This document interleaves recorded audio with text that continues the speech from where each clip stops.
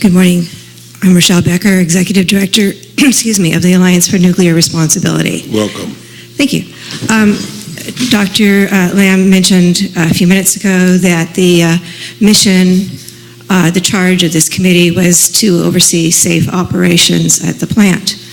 And I would like this committee to begin to investigate whether or not it can turn into a committee that looks at safe decommissioning of this plant. That could happen in 2025. That could happen sooner. It seems to me that this committee should be prepared when that transition happens. But it also seems that you may need permission or guidance by the PUC for this transition. And so I urge you to investigate how that would happen, who you would need to go to begin looking into overseeing safe decommissioning. Thank you. Yes, Thank you. Just a reply about something that I hope you know. Even though our charter only extends through operation, right now we have begun to review and evaluate their decommissioning plans, staffing, programs, budgets, and the like. So we've incorporated that within our current activities now. And I assume that we're not arguing about the charter, we're doing it. We think it's the right thing to do. The question about whether after operation ceases, we would continue is the thing you've raised, and thank you for raising it. But we're not. We're, as I guess you know, we're not neglecting that now. We've begun to look at it as they've begun. Yeah, I just want to make sure that it's clear Absolutely. In your charter. And there will be a report or two amongst our fact-finding reports in this meeting about some of the fact-finding we've already done on that subject as they're starting. You'll hear that later. Okay. I think also this is something that we should probably get legal advice from counsel, because I know that we can make recommendations or suggestions about what we could do, but our charter is actually decided through a policy process that is external to the committee. And so I think this would be something that would be worthwhile for us to follow up on the legal side to see what that sort of process looks like, anticipating that there will be this obvious question upon the ceasing of operation of the plant, whether or not to continue the committee, because our charter would not logically have us do so, but having the charter changed in this interim period is something that we need to figure out what the policy steps are and make sure that the people who are responsible for establishing those policies are alerted, and then ultimately they have to make the decision, but we can make recommendations. Right. And Mr. Rahi, do you have any thoughts on what Dr. Peterson had just said? We could certainly do that. We can follow up with the Public Utilities Commission and open a dialogue with them and determine the questions and the potential answers and bring that back to the committee, certainly. I have a procedural suggestion. We have an agenda slot later in the agenda of this meeting to talk about committee activities generally, and let's raise this as one of the items again at that meeting, at that slot, okay? Yes, indeed. Now, just to say, in response to your comment, and I understand it, if somebody stormed in here and stood up and said, that's outside your charter, what are you wasting your time doing that now? I'm not sure how we would respond. I mean, because we are doing it, even though it is outside our charter, because we feel it's important to do, as I know you imagine most people would. So maybe it's something we need to clarify long before that transition, just to be sure that we're not, how should I say, vulnerable to somebody saying, what are you doing that for? That's not in your charter. And long before that transition could be tomorrow. Yeah, sure. We don't know when that transition none of us know, so now's the time. Yes. I mean, your point is now's the time. And I mean, the Alliance could file a petition to modify, but you need to show interest in wanting to do that, so it's not a them versus us, but a joint effort to make sure this continues. Thank you for the suggestion. Understood, and that's a good suggestion, I think. And Thank you. Relative to Dr. Budnick's point, in the last decision by the Public Utilities Commission that continued the committee, there was language in that decision that, to the point of Dr. Budnitz, if someone came in and challenged our role at this point, the Safety Committee was determined to have the idea of how best to fulfill its mission. So we do have that charge from the Utilities Commission that we, at this point, are able to determine what falls within and without our purview. So our role in reviewing decommissioning at this point is, I think, appropriate.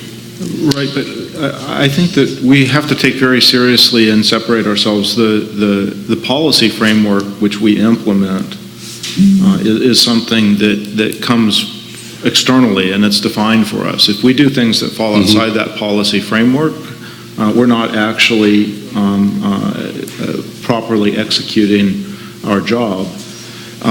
So I think actually this is something where clearing up the ambiguity about what operations means and maybe clarifying that actually the intent of that would cover the work that'll be done during decommissioning and could extend through decommissioning is something that we really should get clarity on that sooner rather than later, is what I'm realizing, because I'd feel very uncomfortable departing outside of what we're supposed to do. This also, the other case where this has cropped up, which is quite important, is that we do not review security of the plant, right? And we understand why it's not appropriate for us to do it.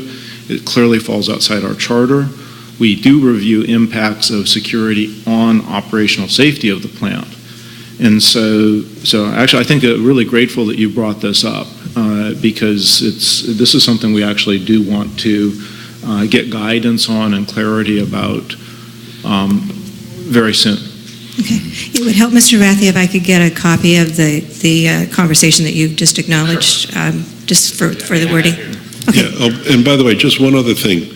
If somebody charged in here and accused us of departing from our charter right now, I wouldn't have any trouble defending what we've done so far, because in fact it's totally normal for us to be at this stage exploring these issues so as to have a basis for a recommendation as to whether or not we should take it on. And so far, what have we had? A couple of meetings with them, and they're just getting started themselves.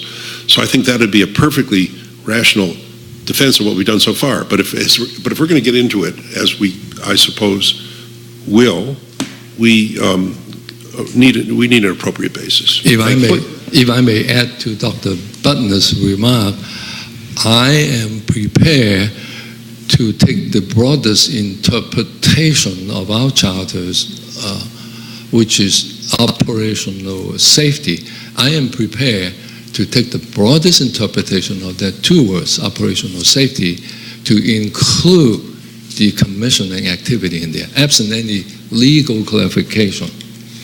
To me, that would be, I'm saying absent any legal clarification. I'm totally in agreement with my colleagues, Dr. Peterson's push for clarification. Well, I think I can get us to the same point without stretching things quite that far, because I actually feel strongly that it's important for us not to expand our definition outside the scope of what would be sort of the clear message in terms of the charter. But the other thing that we know is that there will be activities associated with decommissioning that will be initiated well in advance of the shutdown of the first unit, and then Unit 1 will shut down a year in advance of Unit 2 or so. Therefore, there will be some overlap between decommissioning activities and operation of the plant. So our attention to decommissioning during this period makes sense from the perspective that it has the potential to impact operations, and therefore I think it falls well within the scope of things that we should be following, just like security, but that it would be very good for us to seek some clarification about our mission once both units have been decommissioned. And just a practical suggestion would be to give ourselves an open item on that, to do so. I think that the key thing is I'd like us to avoid is to not have this appear that we're lobbying to continue to be employed and to have work afterwards, but that we're just pointing this out as something that's important for policymakers to consider, we can have our own opinions. I think that continuing the existence of the committee past decommissioning likely makes sense, but that's really not a decision that our committee should. Well, certainly it's not a decision that our committee can make, but it's certainly something that we can provide important information to policymakers so that they can make an informed decision, and also where organizations like Alliance for Nuclear Responsibility can weigh in with their recommendations about what's important for policy with respect to safety of the plant during, post decommissioning as well. Might be a good topic for the Energy Commission. Thank you. That too. And actually, the other thing is that we do face a set of big issues about statewide how we're going to manage spent fuel that's going to be in storage, is in storage. And so in some ways, it might be better if the state had a more comprehensive strategy instead of just having a committee that's looking at Diablo Canyon alone. That would be focused on decommissioning and management of spent fuel statewide. The committee might consider inviting up David Victor from the Citizens Engagement Panel from San Onofre to sort of update you on what's being done down there, so we do have a comprehensive plan versus piecemeal. I think, we've been trying to follow that because it has implications also for activities here at Diablo Canyon and issues such as, the corrosion of dry cast storage containers. Those are all important things that have impact on Diablo Canyon, but we really do not have the responsibility or the authority to assess the safety of the San Onofre plant, but we monitor it closely because of the lessons that might come for Diablo. Yep. Absolutely. Yeah.